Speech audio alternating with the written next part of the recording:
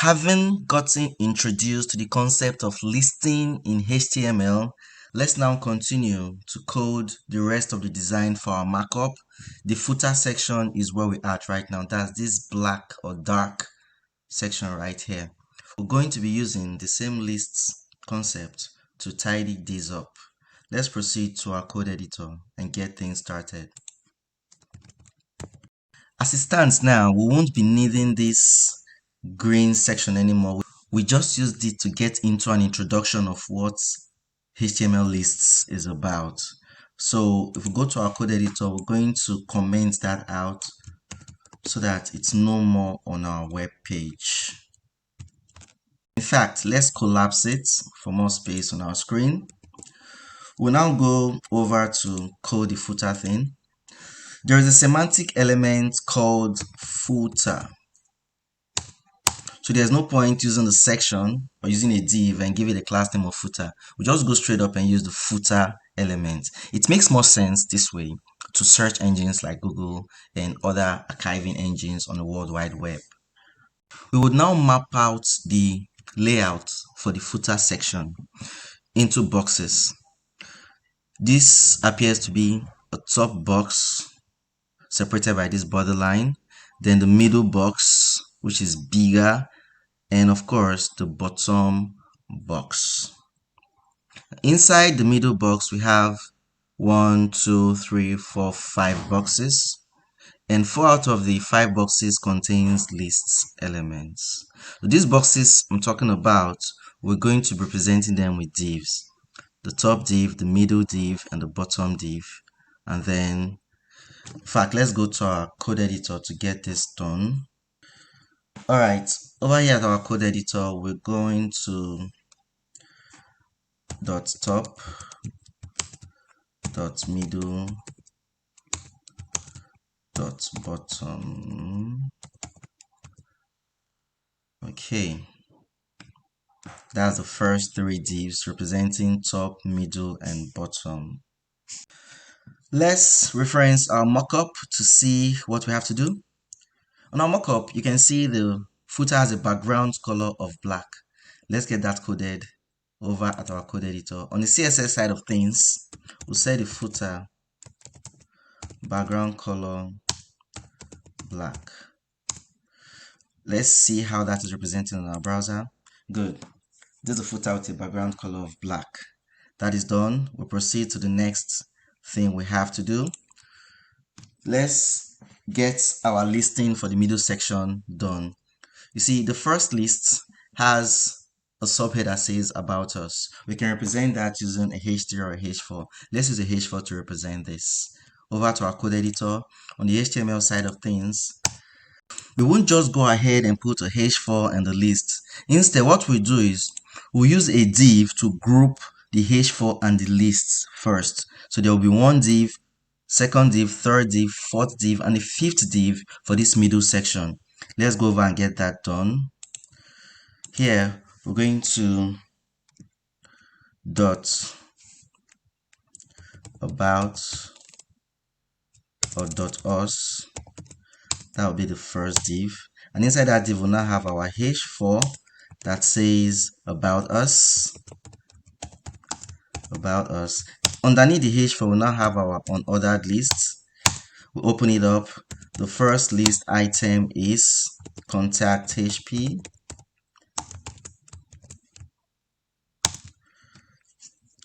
In fact, I'll just fast track it from this point.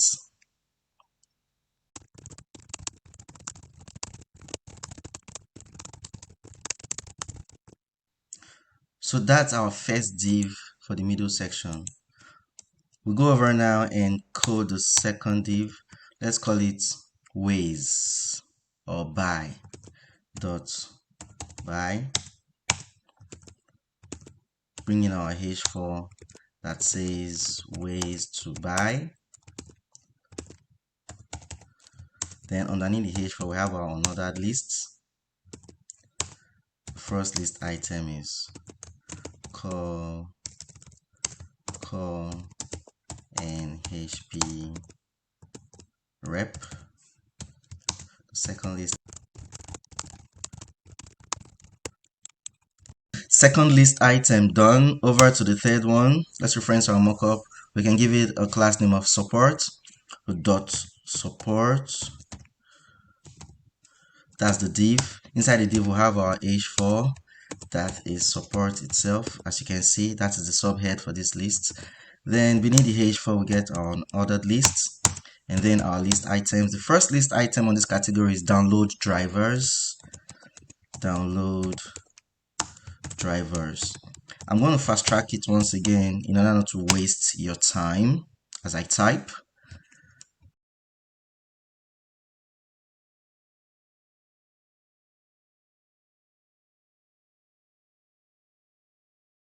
So that's it for the support list.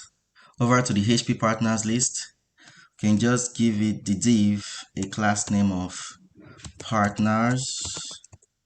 Then we have our h4 says HP partners.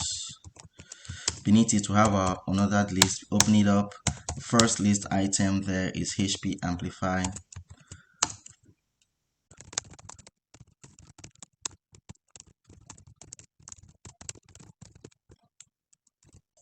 So this is it on the partners list.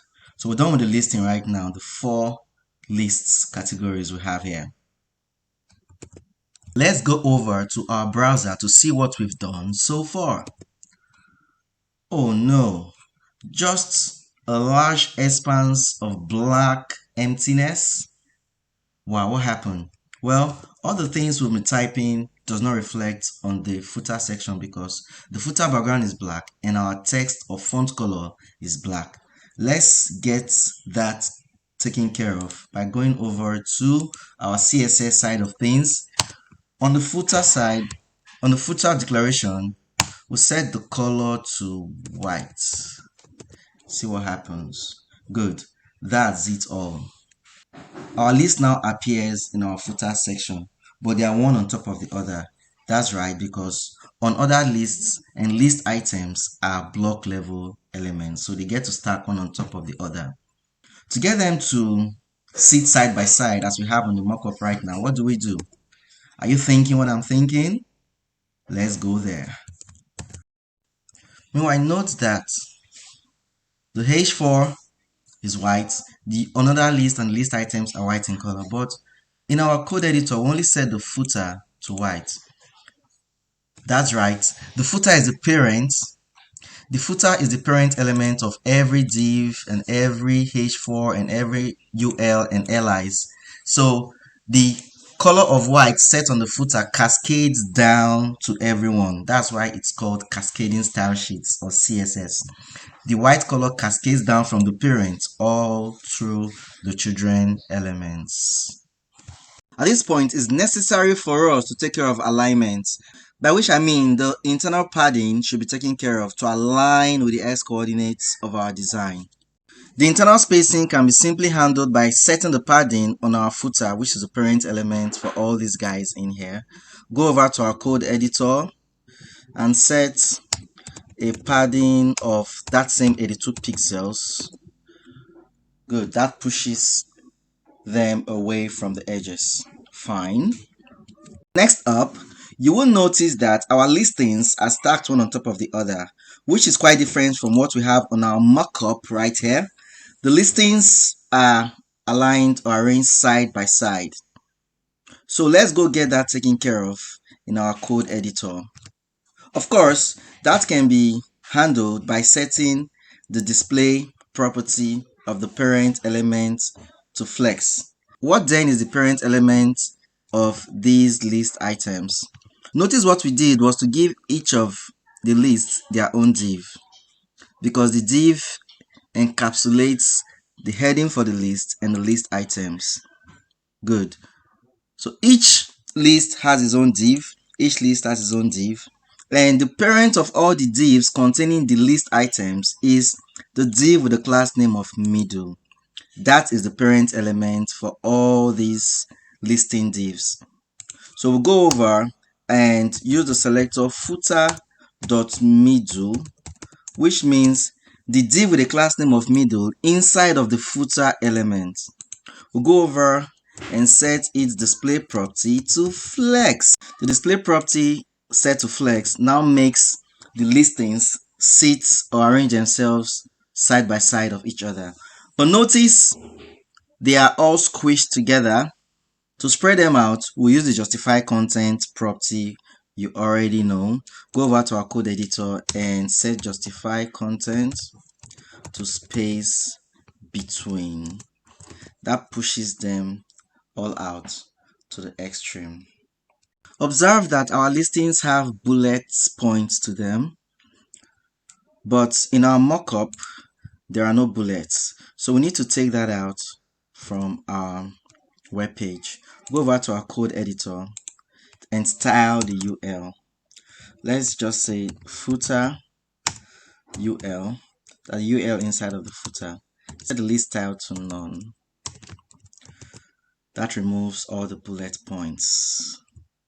Notice also there ought to be a gap between the heading for each category of listing. Between this heading or the subheading and the list items, there should be a gap somewhere here for all of them.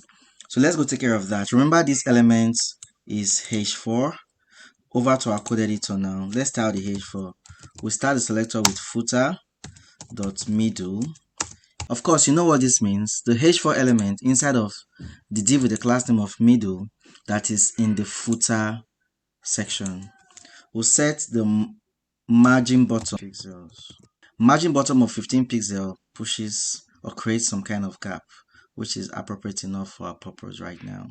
And then there is a top borderline and a bottom borderline bounding the middle section. Let's get that effected on our code editor. For the middle section, footer.middle, we're going to say border top 2 pixels solid white, border bottom 2 pixels solid white as well. Let's see how that reflects on our code. Okay, that's a border. Then there should be some kind of gap between the border and the content in the middle section. That gap you already know is padding top and padding bottom. Padding top 50 pixels, padding 50 pixels seems to be too much. Let's reference. Let's make it 25. Let's make it 25.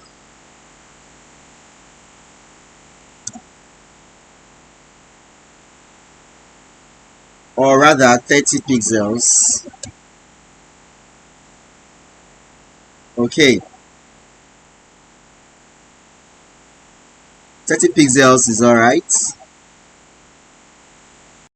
There should be a bit of more space between the list items. Let's use the padding property to take care of that. We would say footer ULLI. What it means is the LI inside of the unordered list inside of the footer section. Let's set the padding bottom set it to, let's just give it 5 pixels. That now creates a decent space between the list items. We need to go get these icons in place: the Facebook icon, the LinkedIn icon, the Twitter icon, YouTube icon, and so on. We'll go online to a website called icons8.com. This is where you can get any icon you think of on the internet. So we key in Facebook, thinking of a Facebook icon, different variants of Facebook icons, 2D, 3D, and all that. The actual one we're looking for is, let's reference our mockup, just an F, a black F. Here it is, something like this. You click on it, click on download, click on download. That's it. And I'll go back again and click on LinkedIn.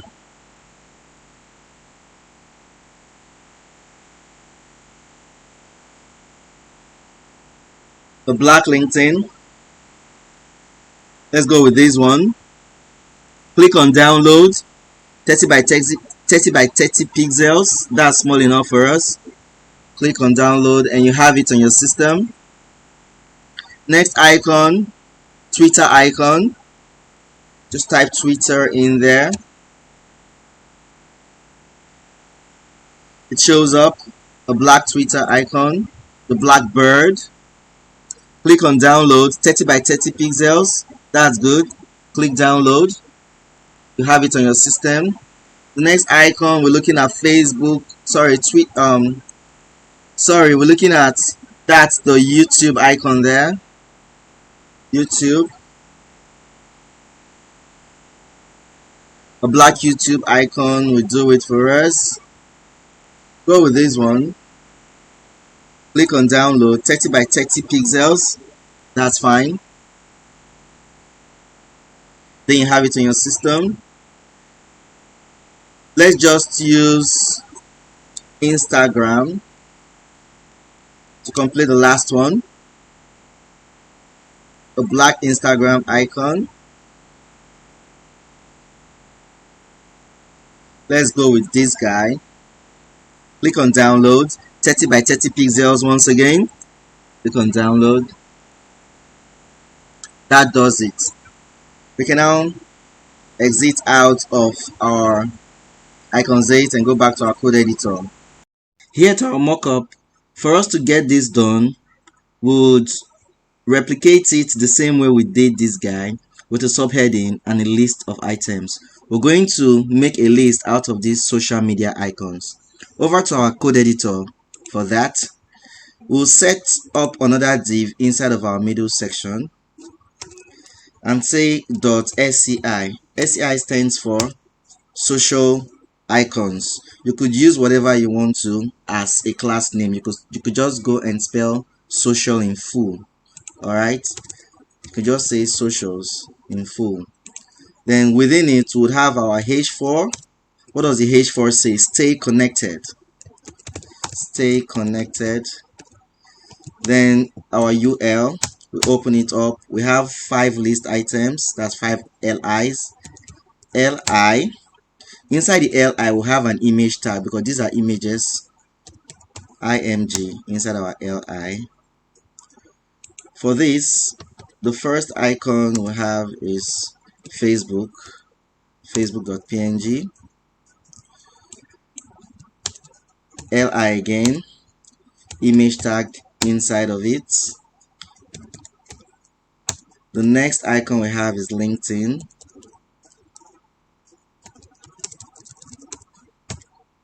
LinkedIn. Let's take out the alt reference for now. The next we have with an image tag inside of it. Twitter is the next. /images, just reference where your image is located. Twitter it is. Twitter is T. Good. LI image tag within it. We could take out the alt attribute for now. The next is YouTube ./images /youtube.png. The next and final list item for this is the list item that will take in the Instagram icon. We choose to use the Instagram icon as the last icon for these social media icons. /images Instagram.png. Let's see what we got on our browser. Okay, on our browser you won't see anything. Do you know why? The social media icons are actually black in color, so we need to get a background of white, a white background for the social media icons so that they will stand out. Over to our code editor to get that done. Our social media icon images are black. Let's give them a white background. We go footer dot socials img, or you could say footer dot socials ul li img, which means the image inside of the list item, inside of the unordered list, inside of the dot socials div, inside of the footer. So let's give it a background color of white. Over to our web browser to see it. Good. These are the social media icons with a white background, so they are visible now. Notice they are stacked one on top of the other as against what we have on our mockup. Why is that? It's simply because the list items, unordered list and list items are block level elements, so they take the width of the container. The next list item naturally goes to the bottom, and just like that. That's why they are stacked one on top of the other. To make them sit side by side, you already know what we're going to do. Let's go over to our code editor to get that done. The parent element of this list items is the UL, and the UL is inside of the .socials div. So all we have to do is go and use the selector footer .socials UL, which is the parent of the list items. Set its display property to flex. Go over to our browser. They are now sitting right next to each other horizontally. Okay. Up next, what we're going to do right now is to give a margin right, to give some spacing. That'll be some spacing between the icons. Let's set the margin right for the icons or the images. Margin right, let's say 3 pixels. Just a little bit of margin. Okay, 3 pixels is really too small. Let's take it to margin right of 15 pixels and see how it goes. Too much? We do 12 then. Margin right of 12 pixels is way better for the social media icons. Close to what we have here. Notice also in our mockup, the edges of the social media icons look roundish a bit. We'll take care of that with the border radius property. Set the border radius. Give it a 3 pixels border radius and see how it goes. Good. I think this is better and close to what we have. The social media icons we have on our own web page is bigger than what we have on the mockup. Let's reduce the size of the social media icons on our web page. We'll do that by saying the width of the social media icons we downloaded are 30 pixels. Let's downsize the width to 25 pixels and see what we got. That's 25 pixels in width. I think this is a bit, in fact, it's lots better than what we had before. Notice here on the mockup, there is some white space around the social media images. Let's go get that effected on our own code. That white internal space is padding. So we're going to give a padding of 5 pixels to our social media image.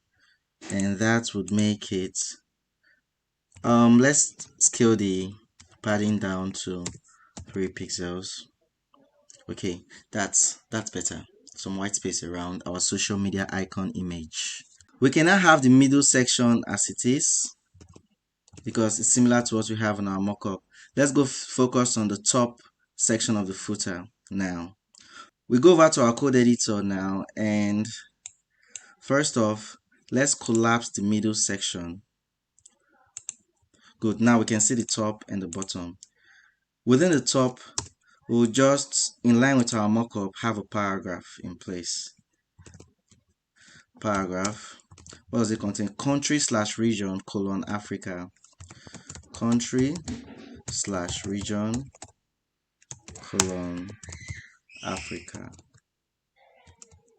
Notice on our mockup there's some space between the colon and Africa.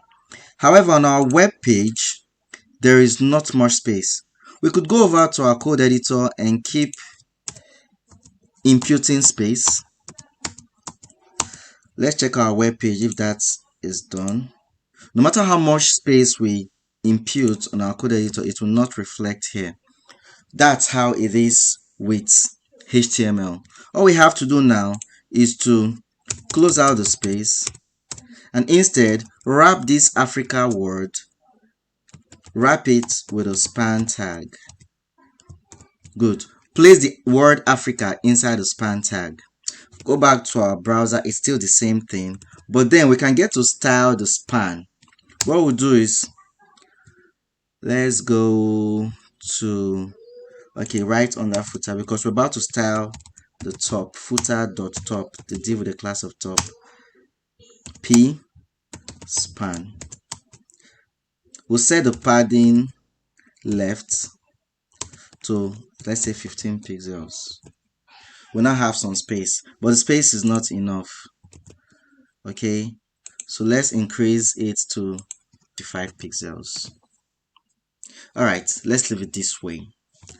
So what happened here is, with a span tag, we can get to style and give padding to this word such that it will now shift and give some gap from the colon. So the selector goes this way, the span inside of the paragraph, because the span is inside the paragraph tag, and the paragraph tag is inside of the div with the class name of top that is also in the footer section. That's why we have footer space dot top space p space span. Set the padding left to 55 pixels. That's how we got to achieve this. There seems to be too much padding on the top end of our footer compared to what we have on our mockup. Why that is the case is because in our code editor we set the footer, where is it? We set the footer padding to 82 pixels, and this means setting both the top, right, bottom, and left padding to 82 pixels. Instead of doing this, we're going to use declaration padding 0, 82 pixels. What it means is the top and bottom padding should be 0, while the right and left should be 82 pixels. Go over to our web page. You see that the right and left are 82 pixels, while the top is now 0. Our web page versus our mockup. Notice on our mockup there's a bit of spacing around, in fact, to the top and to the bottom of the paragraph, which is not the case in our own web page. Let's get that done. What we do is we set footer dot top p for paragraph. We're going to set the padding top and bottom 15 pixels, right and left 0. We've done that. Top 15, bottom 15, left 0. That is why it's still aligned straight, and right 0. Or better still, let's increase the padding to from 15 to, let's say, 20 pixels. Okay, that's better. The top portion of the footer is done, the middle portion is done. We're left with the bottom portion. For the bottom section, we could actually map it out this way.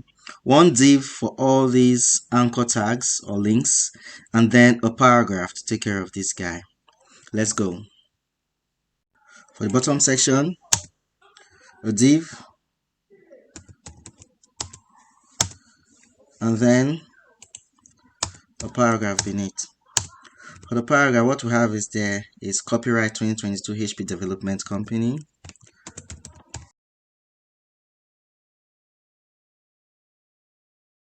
To get to add this copyright symbol, we use the character and. We're going to use and copy, C-O-P-Y, and copy. Yeah, that's it.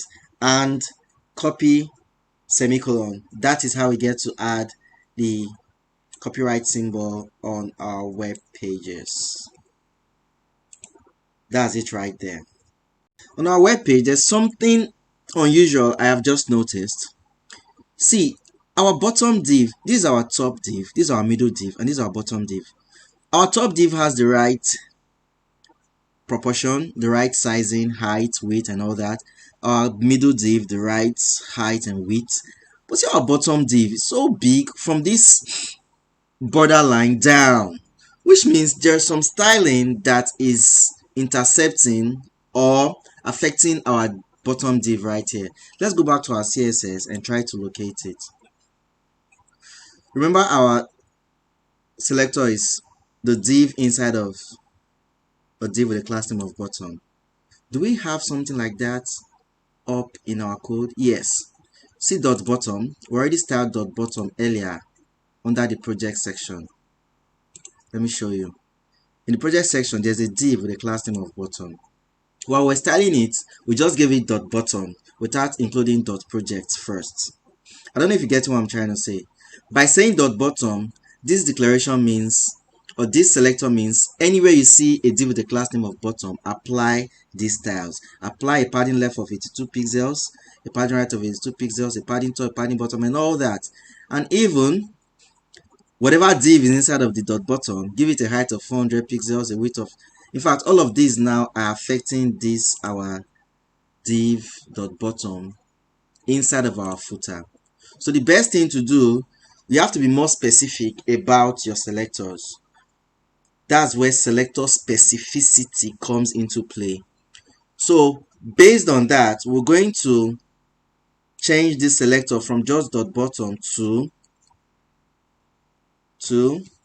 dot projects space bottom. The same thing here.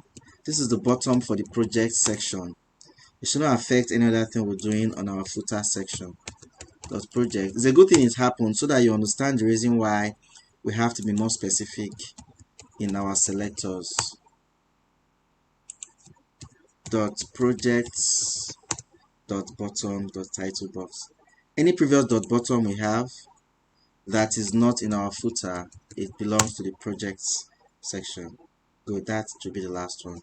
Now if you go over to our web page, this is now the appropriate height for our footer bottom section, not that large expanse we're seeing a moment ago. This is how it should be. From here we can take it on. Now these are div.bottom inside of our footer section. Alright, we can now give it some padding top and padding bottom so that it looks something like what we have in our mockup here. You see this padding space, top and bottom. Let's effect it. Note especially that the bottom padding is more than the top padding.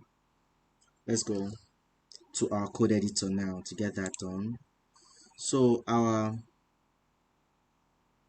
footer, go footer dot bottom. This is the right way to specify the selector instead of just dot bottom. Footer dot bottom.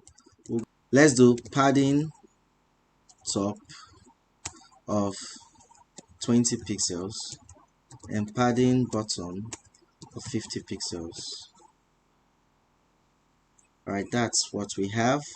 Padding top 20 pixels, padding bottom 50 pixels. This is alright. Let's go back to our mockup to see what's left. We have these accessibility links left to be done. Let's go over to our HTML and tidy that up. Now HTML, our div.bottom has two aspects. It has a div inside that is meant to contain all of those links, and then the paragraph we already took care of for the copyright. So in here we'll be having a set of anchor tags. The anchor tags because all of these are links that takes the user to different parts of the website, the privacy section, the terms of use section, warranty section, and all that. So with that in mind, our first anchor tag recalls. Our next anchor tag would have product recycling.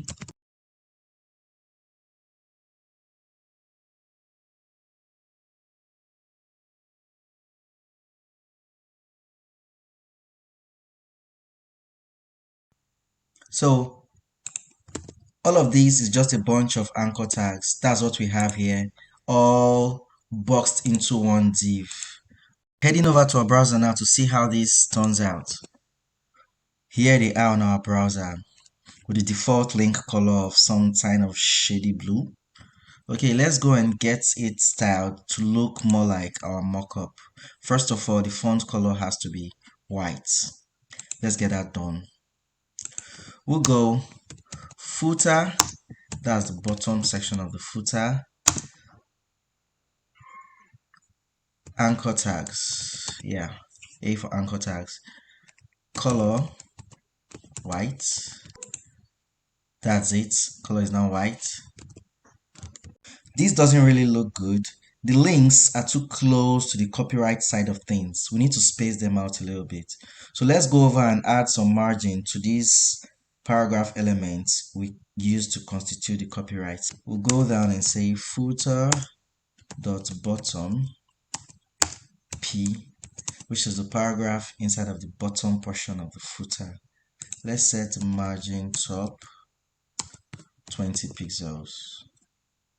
Alright, 20 pixels serves the purpose quite well. Each of the links by default has an underline beneath them, which is not supposed to be the case. So we're going to remove the underline beneath the links.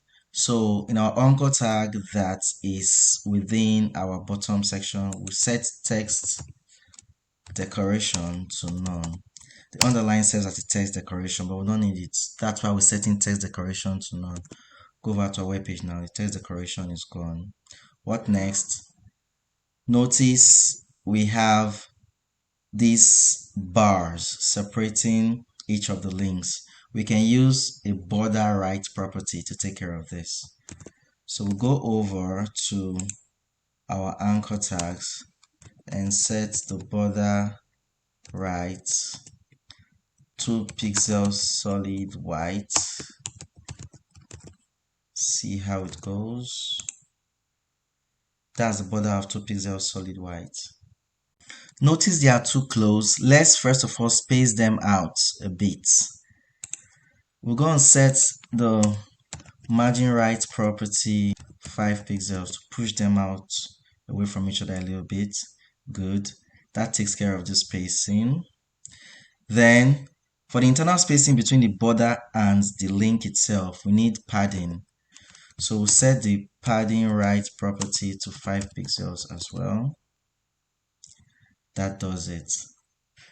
Instead, let's give that padding a value of 8 pixels. This is fair enough. Evenly distributing the space between them, close to what we have here. Alright, now we don't need to have a border on the last link, as you can see here. So what do? We'll treat this one with an exception. To treat this last link as an exception, we'll attach a class name to it. Over to our HTML, this is the last link anchor tag. We'll just attach a class name to it and give the class name last. We use that class name to style it. The selector will be footer.bottom.last, which means the anchor tag with the class name of last inside of the bottom portion of the footer, just like that. We'll set the border to 0. Setting the border to 0 now makes the right border for this last link to disappear. With what we have now, we can very well rest our case on the footer section of this web page. As for those of you coding with mobile phones, of course, this entire stretch of links will be too much for your mobile phone screen. Don't bother yourself that much. Just code the first three links just suffices to represent what we have to do in this instance. In the next episode, we'll be proceeding to code the header section of this mockup of ours. We're turning our attention and focus to the header section of the website. See you right there in the next episode.